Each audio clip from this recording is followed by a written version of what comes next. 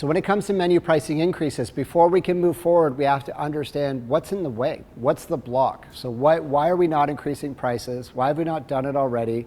Why are we debating 3.2% versus 3.8 or 4.2%? I want to back this up. A lot of the pricing exercise work that I've done, when a manager in a restaurant or owner of a restaurant or their team are looking at pricing, we're designed, from a human perspective, we're designed to think about where does our resistance come from?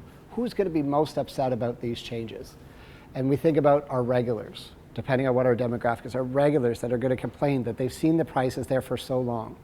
Our regulars have just gone through the pandemic as well. How could they possibly absorb more pricing? How could we charge that much for a pizza? How could we charge that much for a plate of pasta? And I understand, but what we have to identify is what's in the way for us. Because often it's our mindset, it's our belief of what we could charge or should charge that's dictating the pricing that we're setting. But we have to step back from that in order to be able to understand what's needed to ensure we run a profitable operation. So we're going to get into that. But I want you to write out what's 1 or 3 things that are your biggest concerns when it comes to your menu engineering or pricing that you need to address before you can get to the logic or the fact of the increases you know that you need to make. If we step over that hurdle without paying attention to it, I promise you we're not going to take the increases that we want or need. What's in the way for you? Now that we've identified what's in the way, I want you to go through a very simple exercise. I want you to write out what's in the way and decide what's the fact that supports my feeling around this situation. So for example, if I increase my price point, my regulars who are the core of my business are not going to return.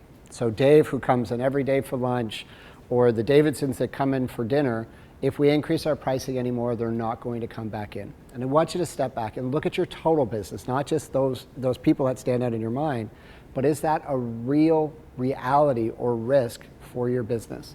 And I can share with you, we just went through a pricing increase for our business just based on our labor cost. Our labor cost has gone up over 22%. And we had a conversation where we had certain clients where we know there's going to be met with resistance. But when we stepped back and looked at our total client base, the reality was we had to increase price, that certain people weren't going to leave us. We supply a great lunch for Dave. We supply a great experience for the family that comes in every single Friday. So from our side, I want you to think about what's in the way, and is it reality or fact?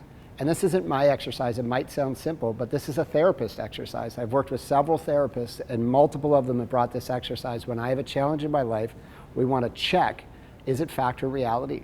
And often for me, it's our mindset that's getting in the way. Again, if we want to move forward, we got to slow down to move out what's in the way, out of the way, so we can get the right pricing set for our restaurant moving forward.